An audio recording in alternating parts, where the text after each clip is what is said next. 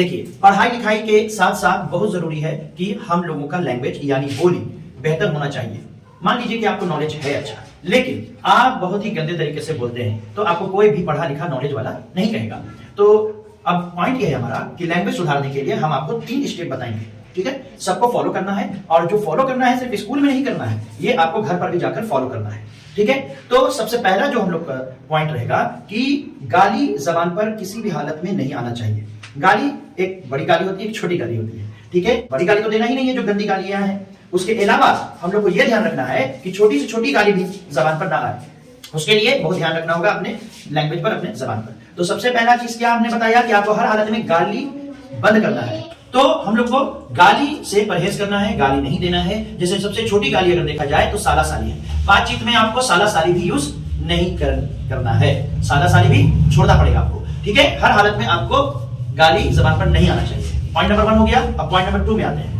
आपको इस बात का ध्यान रखना है कि चाहे कोई बड़ा आदमी हो आपसे या उम्र में छोटा आदमी हो, सभी में आपको लगाना है आप। जैसे कोई छोटा बच्चा जा रहा है तो आप बोलते हैं कहां जा रहा है रे, ये लैंग्वेज नहीं बोलना है। भले आपसे उम्र में छोटा है लेकिन आपको बोलना है आप कहां जा रहे हैं, आप कहां जा रहे हैं, आप ऐसा क्यों कर रहे हैं, आपने क्या खाया, आपने क्या पिया, आपने होमवर्क बनाया कि नहीं बनाया, ठीक है। तो पहला चीज क्या फॉलो करना है कि गाली नहीं देना है, किसी भी हालत में नहीं देना है। गंदी गाली हो या हल्की फुल्की गाली हो, किसी तरह का गाली नहीं देना है। दूसरा चीज क्या है हमारा कि सबको आप लगाकर बोलना है। आप क्या कर रहे हैं, आप ऐसा क्यों कर रहे हैं, आपको हमने ये बताया था, ठीक है, आपको ये फॉलो करना है। ये चीज हो गया। और आखिरी जो तीसरा चीज वेरी इंपॉर्टेंट कि आपको अपनी भाषा में, अपने लैंग्वेज में इंग्लिश के वर्ड को डालना है।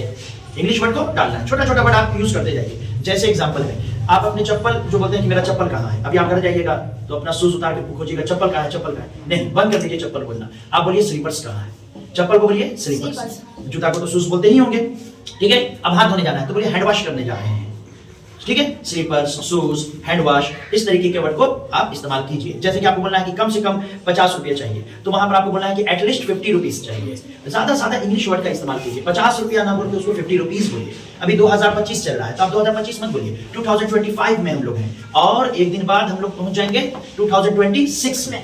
कल 1 जनवरी है, ओके। तो आप 2026 में, तो इस तरीके से मत बोलिए, आप इस्तेमाल कीजिए इंग्लिश वर्ड का, इंग्लिश में बोलना सीखिए, ठीक है, समझ गए।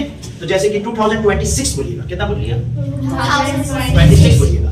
तो अब से आप छोटा छोटा वर्ड को डालिए। जैसे कि कोई आपसे पूछे कि आपका DOB क्या है, यानी डेट ऑफ बर्थ, तो आपका मान लीजिए कि 26 जुलाई 2005 है, तो आप बोलिएगा 26 जुलाई 2005, ये चलेगा नहीं। आपको बोलना है 25 जुलाई, 26 जुलाई, ठीक है ना, 20 मई, 25 मई, 7 मई, 2005, 2010, 2012, ये हो गया। कोई मोबाइल नंबर आपसे पूछे तो आप बोलेगा 92 93 96, ऐसे नहीं बोलना है। आपको बोलना है 9304161796, जो आपका मोबाइल नंबर है। डिजिट में बोलिए और इंग्लिश में बोलिए, डिजिट में तोड़ तोड़कर उसको बोलिएगा इंग्लिश में।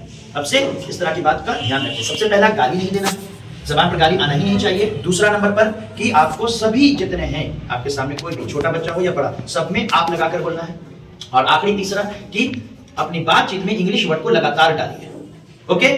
और स्कूल में ही नहीं, घर पर जाकर भी आपको इसी तरीके से बोलना है। इस तरीके से करेंगे तो 1 महीना में आपका लैंग्वेज बहुत खूबसूरत हो जाएगा, ठीक है। एजुकेटेड का मतलब सिर्फ नॉलेज वाला नहीं होता है, अच्छा जबान वाला भी होता है। Thank you.